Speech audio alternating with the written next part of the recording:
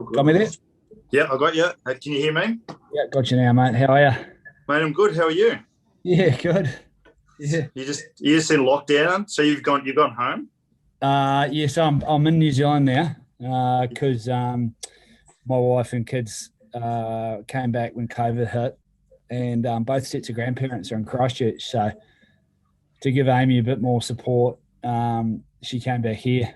So in Sydney, no family at the moment. So with the kids, a bit easier, and no husband. So So you were in Japan on your own for most of the time. 10 months. Yeah, Yeah, right. yeah, How was that? nightmare. Yeah, Was tough. it? Well, two things. It's good for it's hard for the family side of it. So you've got to kind of live that one day at a time. But for rugby, for the tap for rugby team, it's good because Yeah. I'm in 13 hours a day, full noise code for 10 months. So I think for them it works, but Well, not really sustainable. that might explain.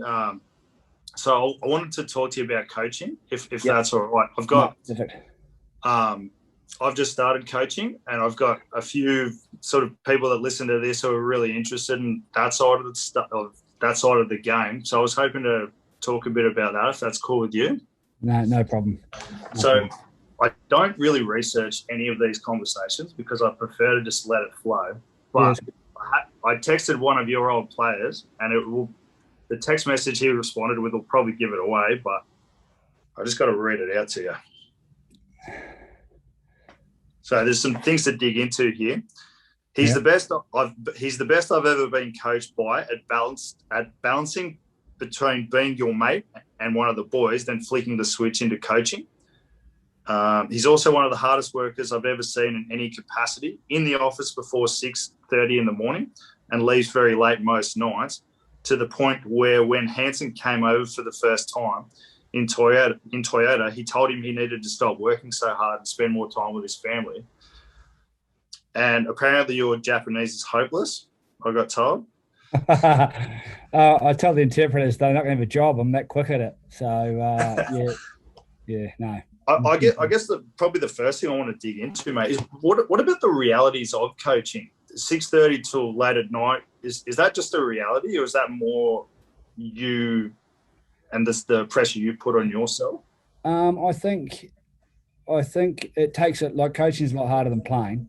I think in terms of time not harder, just different. So I think players that transition out of playing into coaching probably don't realise. They only realise 50% of what happens in the background. They don't quite know all the things that have to get done for the team in terms of strategy and thinking and time you spend on it. Um, Steve did. Steve had two key work-ons for me, and one of them was my work-life balance. Um, so he did ask me if my wife had seen me naked for the last 12 months. So that's his that's his way of saying. He said I'm not great. So it's his way of saying you need to go home more. So, but at the same time, I think it depends on what stage your team's at. And when I came into Toyota, our team were in need of that level of work for us to be able to restart the program. Probably a few of the programs I've been in have been a bit like that, meaning the Toyota team had had a bit of a tough time. They'd had a drug incident, which meant they weren't allowed to train. They'd been back working the whole time, so they'd been working. And when I came in, it was a bit of it wasn't in a great state for those boys and for that club. So to be able to switch it around, you've got to put that level of work in to be able to change things, change culture, change the team. So Well, hopefully what was an next average year. day like for you though? It was like, did it vary between preseason and season? Um, it was long. It was long and pretty intense. So the average day for me, we would leave home at probably 10 past 6. Um, my forwards coach got to drive in with me, so we would talk a bit of rugby on the way. He's over here in isolation with me, so um, we would go full noise. So all day should be meetings into planning into coaches meetings. The company management often want to have a meeting with you depending on what's going on around COVID and company. So I'd have to meet with them. then would be on field, off field, gym meetings. So I'd probably get out of there at 6:30 or 6, depending on the day.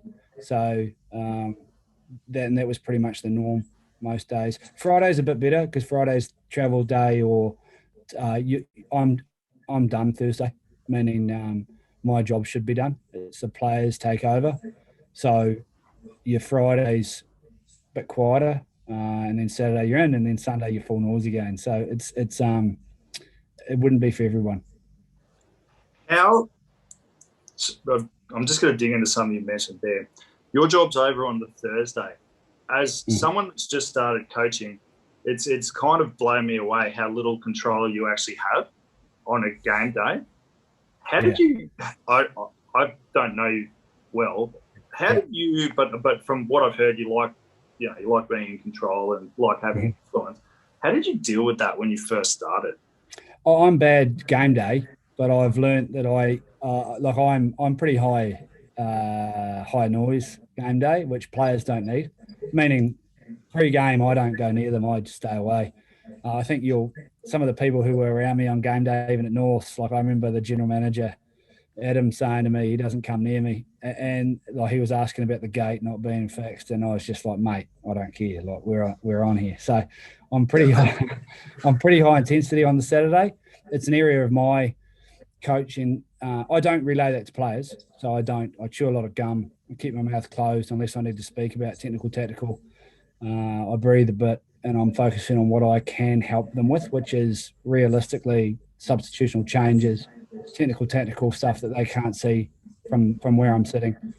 But the theory is around coaching is that on the Monday, coaches come in full noise, all planned, ready to deliver. Players are probably a little bit low because they've come off a hard weekend and they're not quite ready to take in too much. So you've got coaches are here on Monday and players are sort of here. So you've got to try and balance how much they can absorb. And then during the week, this happens. And then the players on Thursday are starting to take over and the coaches are starting to relinquish they should have covered. If you haven't coached it on the Thursday, I hate seeing a coach trying to coach something on a Saturday morning before they play. Like if you haven't done your job. So, and that kind of happens team run day too. You should be done. I kind of noticed because I've just finished playing that there's a lot of coaches who will try and jam information into you before a game and at half time. And I'm going, I never remember anything that anyone says to me. It's more how you feel from what they've said, if that makes sense. Is that something that took you a while to adjust to? Well, I was always a big one for technical, tactical stuff gets covered. So there's a real good one. Actually, I grabbed off Steve and I really like it. CIA, he calls it. So clarity, intensity, then accuracy. And that's what your week looks like. So Monday for me is all about clarity, making sure we install anything. And that's in Clubland, that would be your Tuesday, clarity and intensity and fixes. So Tuesday at Clubland, I would fix any of the critical things we'd got wrong in the weekend and make sure the boys were clear on clarity on how that was going to be fixed. And in their heads, there'd be some intensity at Clubland on Tuesday. In professional, you're intense Tuesday. Then Thursday, you're usually intense and increasing your accuracy. So they've learnt through clarity. Monday, Tuesday, they're going pretty full noise and fast. Thursday, and then team runs all accurate. There's nothing they should be learning. There's nothing that they should be going, or how do I, what line out? Where do I step on this line? Like, there's none of that. There should be none of that. If that's happening, then someone's made an error during the week. Do you look at so just say that is happening? Do you look at the coaches and yourself for that, or is that one of the players not applying themselves? Can be both. You've always looked at yourself first. So did we do what we needed to do for them to be able to learn it? And then if you have, then you've got to look at, okay, have they done their homework? So the boys, like some of the boys you played with and some of the boys in Sydney, I'd make sure they were doing line-outs in the hallway at night with their eyes closed. So just going through their calls. They don't need to, it's not intense. It's just making sure that they know their movements and so that when they come in on that Thursday, they execute. Because otherwise, if they don't, it really does impact on the ability to have a high-performance team, Yeah, that makes sense. I was going to talk to you about Norse in a little bit, but I thought it'd be good to talk about mentors as well. Yeah. Obviously working with Steve Hansen for the last two seasons, season and a half. Yeah, season and a half, really. Yeah. What's it been like being around a guy who's really done it all in world rugby? Has it been a good learning experience for you? Oh, it's been brilliant. Look, it's been probably not as much time together as we would have liked. Steve's visa was a problem getting to Japan. But we talk a lot, and he is the best in the world and he's brilliant to bounce some stuff off. So um, he's extremely good at judging other humans and what they're good at and how they work. So for me, it was I'd spent 2 months at Toyota. He landed after 24 hours. He'd summed up our entire coaching staff and who does what and who's who in the zoo. So he's really good like that. In terms of technically and tactically, we sat down day one before I left to go to Japan, and we stopped talking tactics after 2 hours. He's quite happy. We seem to see. I have a few ideas that are similar, just around ruck speed, just the basics, not the high level stuff. And then he was more interested in, okay, let's talk about you. So he's really invested in your longevity, and he's very good. He's probably the 5-year plan man, whereas I'm the let me nail Monday training as best I can and nail Tuesday and look at the week. So I'm probably a little bit more micro, he's more macro. So for me, it's a huge asset. And he is, when you talk to him, mate, phenomenal. Like, and there's a reason why he's had so much success. So yeah, I'm blessed to be able to work with him. What about you? Is he your Uncle Mike? Yeah, Uncle Mike. For anyone that's listening, there's a really good Rugby Bricks podcast that Mike Cron did with, I think the guy's name's Pete, and it's a fantastic chat. What influence has someone like Mike been, who, again, has done it all in world rugby, on your coaching and stuff you might have taken away from him? Oh, massive. Like Mike and his son, Danny's at the Hurricanes. And Mike, Hurricanes scrum coach? Yeah, that's right. So Mike is next level phenomenal. Like, if you're looking at somebody who's technically and tactically outstanding and has a really good understanding of skill set across forwards, backs, everywhere, and then how to relay it, he's phenomenal. So Mike would get a call from me every time I'm back in New Zealand. We'd catch up in general, just life, and then I would say to him, let's lock out 4 hours of code. And he would sit with me and we'd just bounce stuff off each other. So he would say, this is what I'm seeing in the game, in the world. And I'd say, well, what are you seeing in forward shapes? How can we change our ruck arrival speed? And we'd just talk for 4 hours. But he would go and coach down to 15 Fs if he had a chance. So he's always so giving like that. And I think that's where New Zealand rugby's blessed to have people like him at the top who will literally go anywhere and coach anyone at any time. And for me, huge mentor, awesome, amazing. I mean, I haven't had as much time with him. Obviously, I live in Sydney. I lived in Sydney for 14 years. But when I got back, he would always, he's gold for me. And same with Danny. Yeah. It's something I find really interesting about Mike is that he will look elsewhere for any idea that'll help scrummaging rugby forward play. Like I think he mentioned that he gets his guys to do tightrope walking. Yeah, balance. And wrestling and just generally thinking outside the box, which, man, I thought that was really an interesting approach, and you could really see what he's done from that. Yeah. What about yourself? Do you look at any other sports or any other athletes and take things away? Yeah, I think you're always trying to get better, and you're always trying. And there's so much. Like people talk about sport, and what's 7 days old and rugby's old. Because everyone's seen it. Like, so whatever happened last week in rugby's happened, and everyone's got it on 6 different angles on tape. So you've really got to always be thinking about how you can change or evolve or adapt or make things better. And professional development for me has been enormous. Like every season, I've copied their mantra of trying to find somebody or something I can watch to learn from. And like I've been lucky. 2014, I flew from Sydney to the Hurricanes for a week and spent that with Danny and upskilled on areas I thought I was weak at. I've been at the Crusaders. I've spent a lot of time. I flew when I was at the Waratahs in 2018. That season finished, and I was looking to go to Europe and I was trying to work out how to do it cost wise, and a wife and kids, and me being away for super. And then Wayne Smith was in Japan at Kobe. So I don't know Smithy, but I sent him an email and I asked if he would mind me coming into his environment. And he replied and said, no worries, Chrono, but you've got 12 days till I fly out. So I went home that night and I said to my wife, I said, I'm off to Japan. This is Super Rugby's just finished. You can imagine how that goes down. So I said, I'm off to Japan. And she was like, what the, and I said, it's to watch Wayne Smith. And she said, I get it. And then I said, it's going to cost about $5,000. So she wasn't overly excited, but it's an investment in yourself. And, it's a tax deduction. Yeah, exactly. And I learned a lot. I went over with a couple of key questions about longevity, how to survive in the game with a family, and how to be better at that, and just watch him. And I spent a week with him, and that's priceless. Every interview I've ever seen from any All Black player through that era, just they hold him in the highest regard.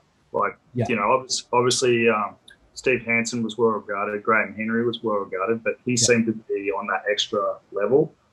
I think what they've done there in their coaching staff is they've created a marriage. They've got the right pieces, and every one of those guys, Mike, Steve, Wayne, all those coaches, so that they complement each other and they hold each other accountable, and they have a thing called the inconvenient facts, which means they're willing to bring it up with each other, and they call it a marriage, and you've got to have that. So I expected Wayne, when I watched him on TV and interviews, I thought he was kind of the calmer type coach, very kind of a lower key, and he was the opposite. He is high intensity. He is full noise. When he's on that field, he has got a really sharp edge to him, which I can have with the boys around standards. So I really enjoyed that. And he told me how to, it's a good thing to have and how to use it. And you pay attention to Smithy when he's on field. That's what I noticed. I was like, Jesus, so it's good. It was really good. Mate, what about other sports? Or at this point in your career, have you mostly just looked at rugby? No, I will usually look at other sports, usually in video. I would love to get into have a look at some of the rugby league coaches, and that's mainly just for my own interest around their rev counter and how they coach, like Craig Bellamy. Obviously would be one I'd be quite interested in long-term success, and that translates into all sports. I watch a lot on other coaches online, mainly around even things like Last Dance around Michael Jordan. I'm massive on theming, on other sporting success. So I probably would like to do more in that space in the coming years too. Have you seen the All or Nothing documentaries on Amazon?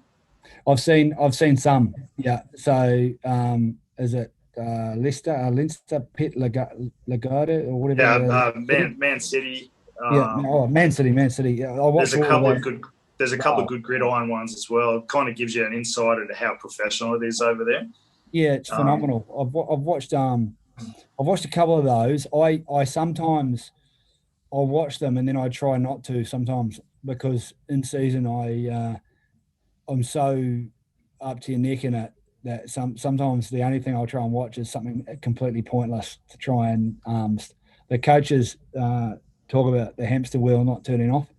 So sometimes I'm just looking for something pathetic so I can turn the hamster off. How do you turn the hamster wheel off? I haven't learned that yet. So that's where that's his second one, turn it off. So I've got to learn better. I've got to be better. I can wake up at 3 a.m. Oh, you'd be the same. Well, I've coached 8 games, and my initial observations are is winning's better and losing hurts way more. Yeah, and it's you've got no control, and it's just eating away at you, and you're going. At least when you play, you just had that physical exertion, and you can kind of switch off from it. Much better. The coaching world, you don't get that. That's what I say to the boys all the time. Like, you're lucky, because at the end of it, you've been in a war where I've had to sit in a box, and I don't sit that well in a box. So I have to I have to run in the morning or do weights so that I go in not wanting to play. So as a coach, you've got to have a clear head. You've got to be able to see the pictures and pick the fixes. So yeah, the hamster wheel, you'll learn. It's tough. And what I've learned to do is the only thing that will stop that from ticking over is finding the fix. So let's say you as a coach, let's say you're right, losing's worse than winning. Like, I hate losing. Jesus. I love winning, hate losing. So you've got to work out what the critical few are after the game. And I have to do that before I sleep. So I've learned that, let's say we have lost or there's been a loss, I've got to watch it, clip it, and fix it. And then I can that night. Usually, yeah. Sadly. How long does that take you? Super Rugby's tough because you're 7:45 game, you're home at 11:30. You might fly to South Africa in the morning. So sometimes I've got to try and shut that off and restart it in the morning when we're flying, but it takes me to clip a game 3 hours, maybe longer. Shield probably 4. I'm a lot quicker at clipping now, but I've always clipped as a head coach, so I've always clipped every facet. So I clip attack, defence, line out, scrums, strikes, breakdown. So I'll have 160 to 180 clips a game. The players don't see that; they see 12 or 15. That was my next question. So, what do you do with those clips once you clip them? There'll be individual ones. So, for example, if someone wants to come see me about something specific or I want to see them, I'll have an individual folder for them. So it might be around lining out a technique that they've missed, or they are looking for too much, or they're complicating the simple rather than playing a 2-on-1 where they've haven't stuck the inside shoulder, or they've run sideways or thrown a miss pass. So that is individual. So what I try to do then is I cut it down to what's specific for our team. And what I said before, and this is what I've learned over the years from Mike and from those mentors, is you have a thing called the critical few versus the important many. And the skill set of the coach is to be able to work out what's critical for your team between Saturday and Saturday, not what's important. Because on your important list, you might have 15 to 20 things. You can't coach 15 to 20 things, and you're wasting your time and you'll kill your players. So what's critical is you've got to work out maybe your 5 most important things that will make the most difference for your team between Saturday and Saturday, and then you've got to nail them. So I'm always trying to cut down what's to the critical few and then work out the best way for us to fix those and coach those. With that, is it so the critical few 5 things, is that just for every area of the game, or is it 5 per area of the game? No, pretty much we might have two or 3 per coach. So on our board, our whiteboard at Toyota, I'll have tight head, hit out, lock out, scrum time, back 5, power. Then we'll have breakdown, first arriver, 45 angle, lower. Ball carrier, fight longer, stay up. So more leg drive, stay square. Then we might have tackle tech, punch rat. And then we might have ball carrier, 4-on-3 stick and shift. So that'll be it. That's it. You can't do any more. I noticed with the terminology you just used as well, it's simplified. Is that how you would approach it with the players as well? Always. Your job as a coach is to simplify the complicated. So, and this is the mistake we make as coaches, and it's a mistake I saw when I was first in Australia, and I've seen it a lot, is coaches sometimes want to sound smart. So they complicate it, X to Y to, and I'm sitting there sometimes listening to a coach going, I've got no idea. And I'm not bad, but I have no idea what you're telling me. So if you're on field and you've got it to a stage where it's clear, precise, and simple, and the player says, well, Chrono, that's simple, then you've won. So let's talk about the differences between professional and shoot shield level coaching. So obviously when you go into a shoot shield head coaching role, you've got guys below you who are volunteers, and everyone's working really hard, but you're going to get those kind of instances where coaches will overcomplicate things. Yep. Would you do some on the job training or coach education with your staff as a head coach? Always, always. So start of the season, shoot shield, I'd always present PowerPoint. I'm pretty sure the coaches, yeah, but not talking about, okay, what do we want to talk about at halftime? I'd have a breakdown of each skill set and go, right, what is a pass made up of, and what are our cue words? So, and it should be simple. So a pass is fingers at ball. Some people say catch early, punch, and then hands at target. So they're your three cues. That's it. So you can look at, when training's running, I can yell out, Jed or hoops, finish your hands. And he knows I'm not stopping the train, and he knows. And then at third grade, fourth grade, finish your hands, because some of them will drop their lead hand and then the ball goes down or back. So it's been out. So we would sit down as a coaching staff, and I'd go through that in North, and we'd go through, okay, catch, pass. So the key stuff's obviously your tackle, your catch, pass, running lines, and then obviously in the breakdown. So we'd use the cue words so that if I was at fourth grade, they could understand the same cue word. And then it's just been able to help the coaches to deliver that simply. And all of us as coaches have a tendency to talk too much and want to deliver more rather than less. And that comes back to your planning. So you've got to plan a lesson plan like a teacher, having what your activity is, what's made up of that activity, and then your coaching points on the right, and it might be your three things you need to achieve it coaching wise. And even though some people want to jump that and talk about the other seven, you can't. You've got to stay on the two things that you want to coach those really well, and then move to the third thing. So you're giving players little pieces like you're talking about you can absorb.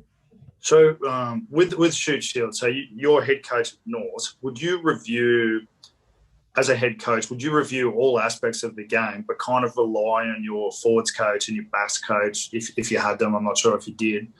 And then let them come to you first, and then sort of do your own work at the same time? Is that how you did it? At North, I probably my first couple of years there, I was doing scrums, lineouts, attack and defence. So probably covering, and then I had a guy doing the backs, so all the strikes and very backs focused. So probably I looked at all areas. With Toyota and with the teams I've been in, as that evolved and we got the right guys in the right spots on the bus, you let them clip the areas, you do it too. But what I've learned to do is let them present the area to you first. So, and then I'll just skim through mine and see that we've missed nothing. So, for example, defence coach Toyota, if I present first, I'll kill him. Meaning it's just a waste of, he would be sitting there going, Cron, you fucking killing me. This is, too much rubbish. So let him go first. And then, yep, I agree. Make sure we're seeing the same things, because ultimately the message needs to be to the players, clear from all four coaches. And then if there's anything he's missed, I'll say, hey, have you noticed, Rito came off the line really fast, but the two guys either side of him were slow and we created a hinge. And go, yeah, I saw that too. Is it critical? So we'll have those discussions. Okay, so it's kind of having a second set of eyes just to make sure everyone's seeing it the same way. Yeah, well, you've all got to kind of have an understanding of each other's areas. So the mistake we make in coaching is it's not silos. Don't silo yourself. So, forwards coach, I'm scrum coach, I'm just a silo. And then my line-out coach, he's a silo. And then my defence coach, you've got to have crossover, because ultimately your line-out coach has got to be responsible for also looking at the defence around line-out 5 minutes from the line.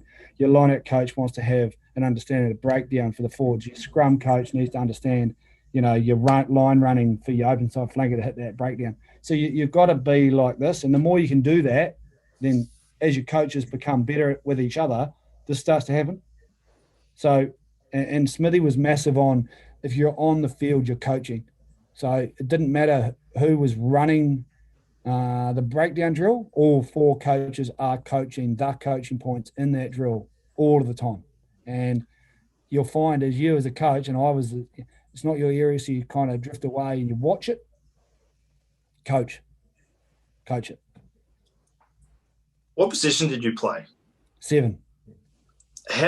When you first started coaching, how did you learn all the other aspects of the game because obviously as a 7, you probably understand a lot of line-outs, fair bit of scrums, but actually having the confidence to go, no, this is what we are doing. Was it something that took time? It did. I think my background was PE. I was a PE teacher, so I understand skill acquisition and how people learn and the stages they go through. And I had to coach as a PE teacher. I had to teach different sports, so I had to break down skills and look at subroutines. So that helped me naturally. But you're right. As a 7, props who's sitting over there on the bed, they push. I'm on the side. I put my ear on their hip and I push them in. And I keep your ass in the scrum, and then I'm gone. But for me, I had to upskill. And by that, I had to watch the game. I didn't watch enough, I reckon, as a player when I was playing. I played. I wasn't a student back then, and I think I could have learnt more through watching. And I don't feel like I was coached an enormous amount. I was managed, but I think I could have been better in that area. So once I was out, I watched more positions, and I asked questions of people I respected in the game around, what about this? Why did he do that? How do I change angle on him? Like scrums were my weakness when I went to the Hurricanes, and they're probably one of my strengths now as a 7. So, it's definitely, you just got to upskill and understand. And also biomechanics helps, like understanding biomechanics and how force is applied, and that can help me too. And then being able to relay that to a player. Was it the same with backs? I mean, I'll use myself as an example. I was a tight end prop. I've all of a sudden become a second grade coach, and I've got fullbacks asking me about running lines and wingers. I step off this foot and that foot. I'm like, I step off both feet as well. But all of a sudden you have to know. And I've been, as a player, I would only ever really pay attention to what I needed to know. Yeah. And when I first started coaching, I was a forwards coach, so I'd only worry about what I needed to know without going, what are we doing with our kicking game? And this whole new world's opened up to me. Yeah. Yeah. And I'm probably asking more questions than I'm actually doing coaching. But was that a similar thing for yourself? Yeah, 100%. Like you've got to go, wait a minute, how does a back 3 pendulum work versus a double fullback system defensively? Even this year we were debating in our own team around going double fullback, South African style versus pendulum, because it allowed us to get a better kicking game. So even for me, you're constantly evolving around the areas you need to learn. And the way you do that is you get on. So, for example, you're talking about a winger, right? And you're talking about stepping off both feet and how he, can he be a finisher and beat? How does he beat that player? What angle he runs without running out? So you've got to watch a bit of the game and watch the best wingers that you think are the best wingers and watch how they play and then track them. So you need to get 4 angles if you can, rather than just a TV angle. And then you got to work out for yourself, okay, why is he doing that? How does that work? And how will that work for my guy? And is my guy the same as him, or is he a different shape winger? Is he faster rather than big? So there's always those kind of combinations you break down to work out what's best for your player. So I had a winger in Japan this year, lightning quick. He's just made the Japan side, been pulled up. He wasn't beating guys. He was stopping. So he's got lightning speed, but he'd stopped last year. And he had no chip and chase. So as soon as even the backfield was free, he wouldn't chip. So I was like, right. So I sat him down and we did a heap of him running, chipping, him crossfield kicking for centre kicking. That's not my area of expertise, but I had to learn how to get better at it to help him.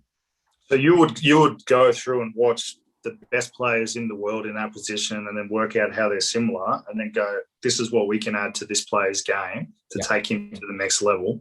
So you would do all that work beforehand. Yeah. Yeah. Okay. That's interesting. And would you ask anyone questions about it? Just say it was like an intricacy of back play that you may or may not have understood. Do you have someone to talk to about that? It's hard because if your first 5 doesn't run down the sideline and chip over the top as much, so unless you've got a guy in the same position who's really good at it, it's hard for you to, you've got to come up with a solution yourself. You've got to bounce it through your coaches sometimes. But you've got to ultimately come up with a closed and then to open skill drill that he can execute that will happen in a game. And you can make that happen. Like you can give him a little part of a game and make him do it 15 times. And if he does it 15 times, he'll do it in the game. But what I can't have is me sitting in a box on Saturday going, why did he not chip and chase? The backfield was open. Well, it's my fault. He didn't chip and chase because no one's coached him. So I'd much rather work out how to coach him it, and then on Saturday watch him do it, and me relax, not have a heart attack, and then much more fun. Let's talk about Norths. So your first year as a head coach there, I think you came 8th or 9th, was it? Yeah, we missed it. We lost 5 games by 1 point that year. So we missed out in the finals by, I think, 2 points, making that top 6. What did you see in that first year that you changed or that you adapted for the next couple of years? Well, it started in 15. So I came in, we had a big off-season. They'd only won 3 games, I think, the year before. They'd finished 11th out of 12. So what I wanted to see in my first year was I didn't want anyone who wanted to come to the club, great, but I wasn't actively looking for huge numbers. I wanted to coach what was sitting at the club and work out where our weaknesses were, where our strengths were. I needed to change the culture. I probably paid for 500 coffees in that first few months because I had a bunch of guys that had lost the love of the game. They'd lost the love of. My 4th graders had gone out to Penrith and been beaten by 88 points. They only had 9 players. They'd had enough. They just weren't enjoying it. So I had to sit down with them and just to talk about how we're going to change in 2015. In 2015, I set the culture because we probably weren't in a position where the players could set the culture. So I walked in and went, this is what we're going to be. We're only going to play because you love the game, because we're not going to pay. We're not a big money club. And I need guys that in the middle of winter, even though it's not that cold there, they're going to love playing. So number 1, boys, you only stay here if you want to love the game. Number 2, we want to be the best of the best, which means there was 115, 116 years of North rugby. I want you to be the best line-out lifter in 116 years. I want you to be the best 2-on-1 catch pass in 115 years. I want you to be the best box kicking halfback in 115 years. So best of the best was our mentality around standards and skill. And then second to no one, which means, and I said this and it's funny now, but I said, Wilma, you play Michael Hooper, no backward step. No backward step. So our mentality had to be that. So 2015, we kicked off the season. We won 4 games out of our first 4. And what did I learn? What I learned was, and that's a good start because I'd only won 3 or something the year before. I learned that some people at our club had low standards and they were happy with that. I wasn't. And at the club rooms, I didn't know this till the end of the season, but I had people even from the board saying to players, it doesn't matter what happens now. You've won more than last year. So I didn't know that. How do you deal with that? I found out about it and I fixed it. So I found out at the end of that season, because we won 4 or 5 in a row, had a few injuries, and we lost a lot of 1-pointers. And one of them was against your team. I'll talk about that. And I got them in a huddle, started 2016, and I said, this is what will happen. We will start to win games. And I said, people from outside of our group will not understand the level of standards that we want and what we're here to do, which is first. So when they come up to you and say, you guys are doing great, and they pat you on the back, I said, I want you to smile at them, and I want you to nod your head, and I want you to think you're happy with average, but we're not. So I said, don't say anything, just nod your head and smile, but just remember they are not in our group and we don't accept average. So that, whereas before we had. So sorry, mate. So it was more fixing the players' attitude to the external attitudes rather than getting rid of the external attitudes. Well, I didn't know who was going to come at them externally. So in this scenario, a board member, but it could have been their mother. It could have been their brother. It could have been their girlfriend. Oh, shit, you're doing well. You won 6 games. You haven't won anything yet, champ. So it's just changing their mindset around standards and understanding that within our environment, this is our standard. And outside our environment, they don't hold the same standards. I don't expect them to. But in our house, we will. So that was a learning. And then the other big learning, we played you guys. I was away, unfortunately, and we're up 31-9. And I landed coming back from work overseas, and we'd lost 32-31. Now, that happened 5 times. So the boys said they got Dropbox clips bouncing into their folders at 8 a.m. But which is bad by me. But I learned that we had losers mentality. So I called my centre that day and I said, mate, just walk me through what you're thinking. And he said, oh, I could see it unfolding in front of me, Cron. And I said, what do you mean? And he said, oh, I said, at 32-9, you could see it unfolding in front of you. Yeah. And that's when I realised all that losing had become a habit and that they were scared of what was going to happen, even up 32-9, mate. So that's when I identified I needed to help them to stay in the now, stay in the present. So, and what that looks like is you do your role for the next 10 seconds, do that really, really well, best of the best, and then stop and start again. Because what he was doing was thinking about the future, thinking about the scoreboard and thinking about losing. And as a result of that, he'd stop playing. So he'd stop coming forward defensively to make the tackle because he was watching the game unfold in front of him. So then I had to change our mindset and start to teach the boys about staying in the process. So you hear process all the time, right? But process means that I do my job really, really well right now.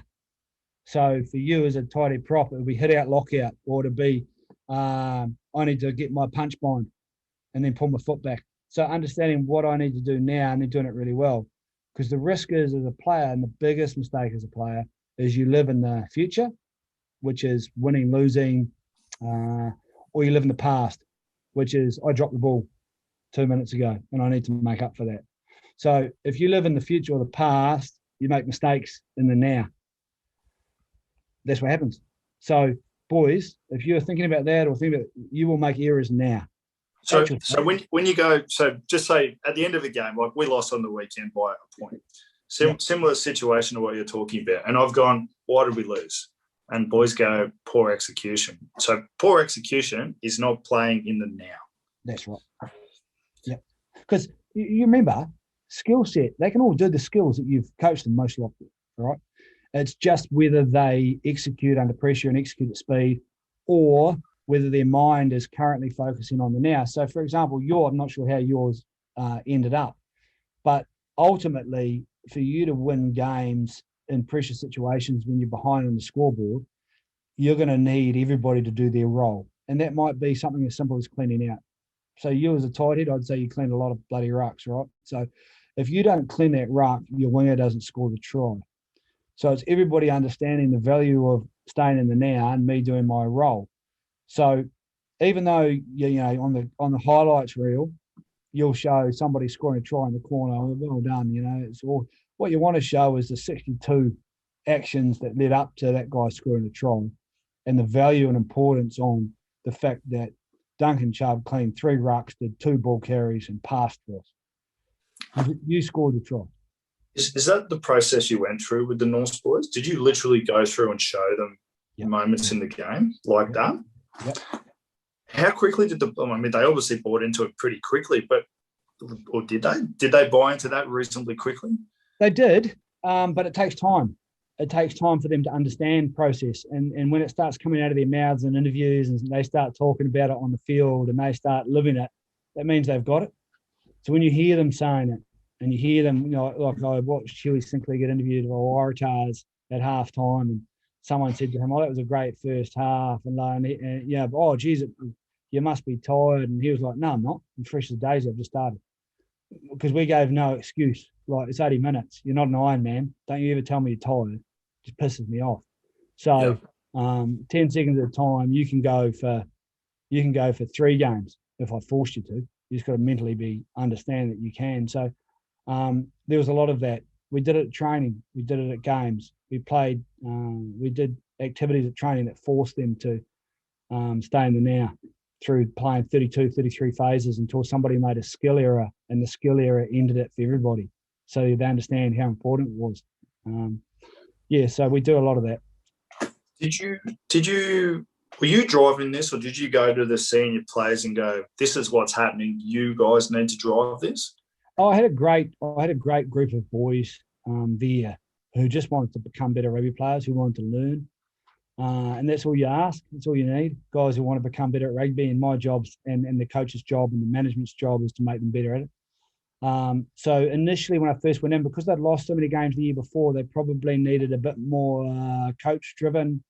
But as they come, like, because the stages of learning they go through, once they understand why you're doing something and how it helps them, they then start taking over.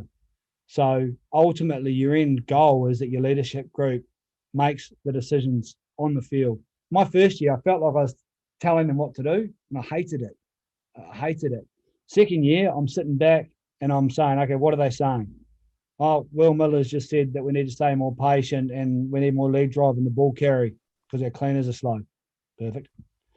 And so once they understand how to look at things properly, which comes from you, and they understand how to evaluate it, then you are putting icing on the cake at different stages of that game, and they're actually making the decisions or helping to. So rather than telling people, it's more guiding them. Yeah, they've got to. They don't know what makes up they don't know the game. You've got to help them to get to that level about staying in the now. Like some people would have never heard that until now, and so they don't know what they don't know. So you've got to help them with that. But then ultimately, you have a lot of meetings. I have a lot of leadership meetings. I sit down, I ask them questions, I quiz them. I talk about in those reviews. I talk about, right, boys, we've got a 2-on-1. All you got to do is stick the inside shoulder and don't eat your mate's space. We score a try. So then the boys start to see that in the reviews. Their rugby brains become better, and then they can start helping more and more and more. So, yeah, they become a big part of it. I guess for me, like, I know a lot of the Norse boys pretty well, and the thing that I was most impressed with is you didn't go out and spend a ton of money. It was more guys that were there, and obviously a few other guys came in, but it was making the most of guys who clearly had the ability, like your Sinclair brothers, your Willie Miller, guys like that. And is there, I'm wording this poorly, but do you go into that with, I've got a 3-year plan, or is it, I'm going to try it out the first year and then make subtle adjustments? How do you work that? Probably the second one more. I'm going to go and look. I think there's different types of coaches. You have coaches who recruit full teams. That's a recruiter. It's not a coach. If you recruit a full team, you're just dropping them on top of guys like Hugh Sinclair, and then Hugh Sinclair wouldn't have come through. How sad would have that been? Will Miller wouldn't have come through if I recruited.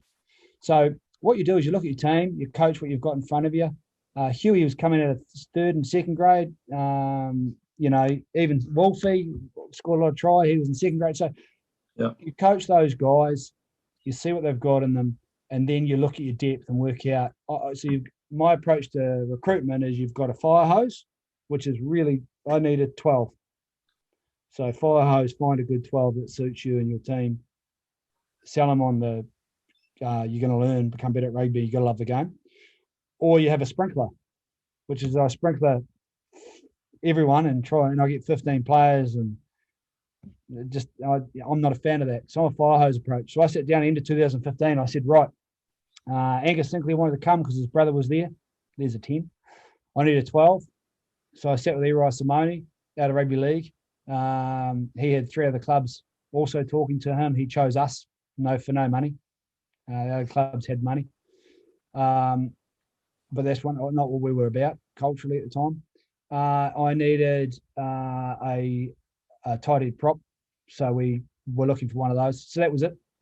That was us, and that completed our jigsaw puzzle around what we required on field. And then when you build it, other people choose to come.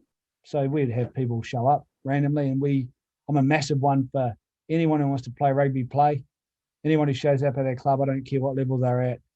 We've got to make them welcome. So everyone, make sure you know their name by the end and shake their hand. They enjoy the environment that they come into. So we all of a sudden started to have a lot more, instead of having 8 versus Penrith, we would have 28 guys at 4th grade wanting to play. So, and that's, for the game, that's great. That's what we want. I was talking to so Todd Loudon's coaching at South at the moment. I've looked at it. So professional rugby, you're really coaching 30 players. With Shoot Shield, you're the boss of all full grades plus the Colts really. And then there's a mix of aspirations from your aspirational player to, guys that just want to be a part of something and have a beer, and, guys who aren't really interested in playing at all, but just turn up for the social side of things. Yeah. Was it hard for you to juggle that, or was that something that came naturally to you? I think in your top few teams, you got to work out. Okay, so third grade is one hamstring tear away from first grade at Shoot Shield. So I always said to the boys, understand third grade. If we have a hamstring tear, you need to be in first grade. So let's coach you, train you. We've got to coach 4 deep in every position for us to win a title. So I need to spend time with the 4th tight head prop. So we coached deep, really deep, to create depth for us to be able to win. Now, at the same time, I watched every 4th grade game. I love those boys, and they had a couple of guys that jumped up the ranks. So we had a 3rd grade and a 4th grader play first grade that year or change, but a lot of them, like you mentioned, are in it because they love playing. So what do I need to create? Well, I need to create an environment where they keep loving playing, and that my 4th graders and my 1st graders know each other like brothers and want to spend time together too. I'm anti ones versus twos. Some coaches I've seen it. They like to take the easy approach. Oh, you're not in ones anymore. Let's show them and make it a twos versus ones versus twos approach. But I hate that. I'm a massive one on us versus them. So us as a club versus you as a club. So we'll huddle on Tuesday and I'll say, right, boys, us versus them. We're going to South this week. Colts, South are coming to you. So us versus them. So us as a club versus them as a club. It's not first grade versus first grade. So, and then all of a sudden we're all part of the same family. So, and I still love watching that. I want to get to Sydney and watch those 4th graders play. They went to 2 grand finals during that time. So, and they have fun, and them winning always made me feel good about first grade. It's good luck. So, it's something that I've always hated is the anyone but uni saying. Like, I think it should be no one but us. Like, yeah. It's a loser mentality. Focusing on the opposition. Yeah. So one of the things I identified in my first year is we had too much respect for certain jerseys, colour of their jersey. All of a sudden we stopped playing because they're wearing a different colour jersey to the guys the week before. So we don't want that. We've got to create consistency of performance. So I said, well, we're going to name every team white team because I don't give a shit what jersey they wear. You play the same. So you play your Penrith, you play the same. If Penrith were good, really good back then, they'd beaten North the year before. Or you play uni, because when we played uni, all of a sudden we started dropping out of process. We started doing things because their jersey was different. So I needed to get rid of that for us to win. So we were white team.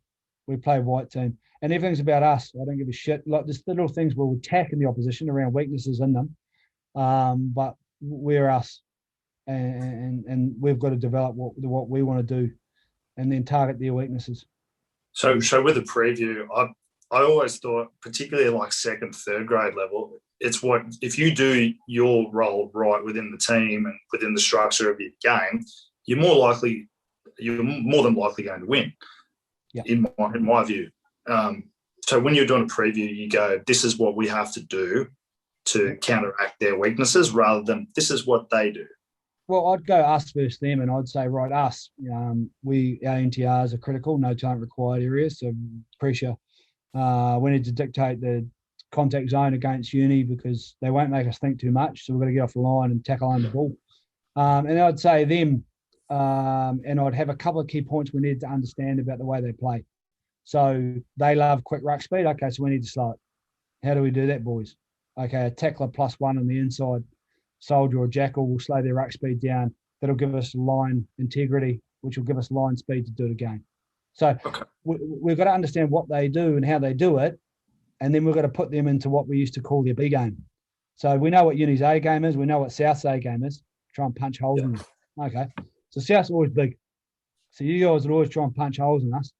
Well, that's okay because we quite like that. So you're going to have one out runners, big forwards, try to punch game line. So what do you need to do, boys? Well, they won't make us think much around the attacking forward shape.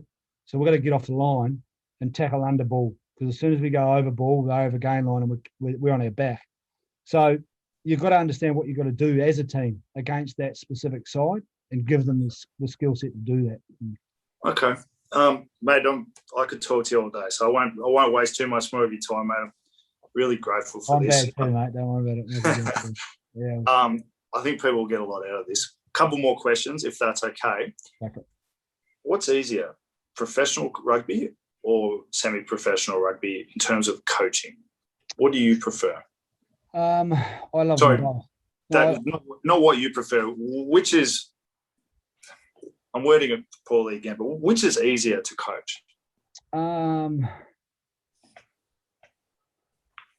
think there's challenges in both. Ultimately, as a coach, you are judged every 7 days. There's not many jobs. Accountants usually aren't judged every 7 days. So you've got to have a really clear understanding of how you can get through 7 days. And that's what I was saying to you about you working on the critical few.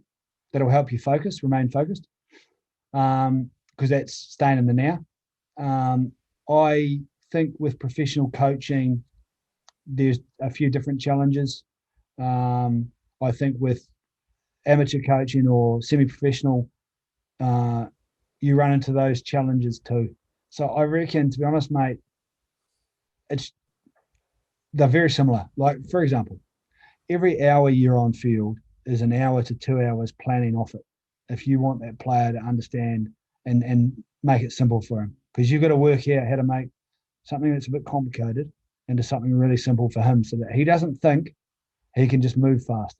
So at Norths, I would do that, and at professional level, I would do the same. So it doesn't matter what level you're at, you've got to be able to make it simple for that player. I think the higher you go, you've got to probably have a better understanding of the skill set, because it's a game of inches. So you know, line out time, visual reaction time is 0.25 of a second, 0.25. So that means that Brodie Retallick, as soon as you move, is 0.25 of a second behind you, because he will move as soon as you do, and he's quicker. So if he's 0.25 of a second behind me, that's 20 centimetres in the air. So that means that if I do everything perfect, he's that far behind me at Super Rugby, right? So therefore, I've got to make sure that my boys move fast, so they don't jump, they step jump. The thrower knows the trigger, so the ball's on time. It's not coming, because that gets taken up in 0.25 of a second. So if we're 0.25 of a second late at Super Rugby with Brodie Retallick opposite you, we lose the line out. Yeah. So I think the difference between Super and Norths is they might be half a metre behind us at line out time. So my jump, he got away with being a jumper, you know. So it's just, it's a game of millimetres. Assistant coach versus head coach. I'm guessing I know the answer already, but do you prefer head coaching? I do. Yeah. On my personality type, Steve did a presentation to me when I was making a decision. He was really good around going to Japan, and he said, well, this is why you're a head coach, and he had it written down. And he's right. But I loved being an assistant coach at Waratahs. I loved coaching those boys. I love New South Wales. I was there for 14 years. We'll go back there and live there. And my job there was to help those. I had 5 type 5 forwards under the age who had just come out of 20. They were 20 years old. So you, as a tight head prop, no. So I had Harry Johnson-Holmes, Swinno, Ryan McCauley, Shambek Lavui, JP Sawney. There's 5 type 5 forwards, 20 years old. My job as an assistant was to try and make those guys successful. And then I had Sandell as well, also young. I needed those boys. You got to coach hard, mate. You got to when they're that young, you got to coach, and you got to coach hard and deep. So I loved my role there. And in 2018, I was involved in all the ball skills, the catch pass, running lines, the 2-on-1s, the passing primers. I wasn't, people call you forwards coach, that's your title, but I was in charge of all those areas. So I really enjoyed that, and Gibbo gave me a lot of that. And in 2019, probably a bit more in my lane. So stayed scrums, lineouts, forward shapes, attacking shapes, and passing, catch pass. So as an assistant, you can kind of change a certain amount. I think 2018, I was able to change quite a lot because I hadn't had a great year. 2019, I'd say I probably could change 35% of the team around. That would be my input as an assistant coach, and that's my job. So, yeah. But as a head coach, you can really drive cultural change and standards. Like you can really, you would see this. You can drive standards. Like you're good as the enemy are great, and if you accept good, you'll never be great. So, and I remember Harry Johnson Holmes, my wee redhead front rower. He won Rookie of the Year 2018, and he walked off the stage at the Waratahs presentation. And he'd had me for 20s and Waratahs, so he's had 2 years of me at that stage. And I said, "Oh, that's a good award, mate."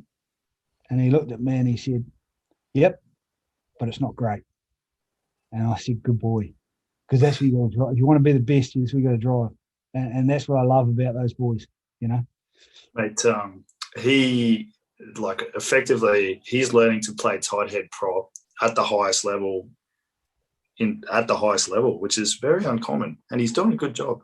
He's strong, mate. He's got what I call redhead Mongol strength, and I like that about him. But people don't, apart from you and people who play, people don't understand what that is.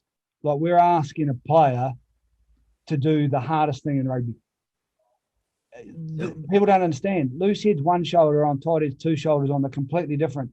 People think it's the front. It's not the same. That kid is doing an amazing job off the back of being switched from a loose head position to a tight head position. Now, he has played tight head at different times at clubland. There's a big difference. There's 1.2 tonne at international level goes through that front row. So you make the smallest of errors and it looks like a car crash. So that boy's he's doing his team and his country proud around trying to stick in. I couldn't agree more, mate. I will argue to my death that tight head prop is the hardest position in rugby. And I was arguing with a fly half mate of mine. And he's going, "No, fly half, you have to make more decisions. There's more pressure." And I've gone, if you put Sakopi Kepa to 10 and Bernard Foley to 3, let's see who lasts long.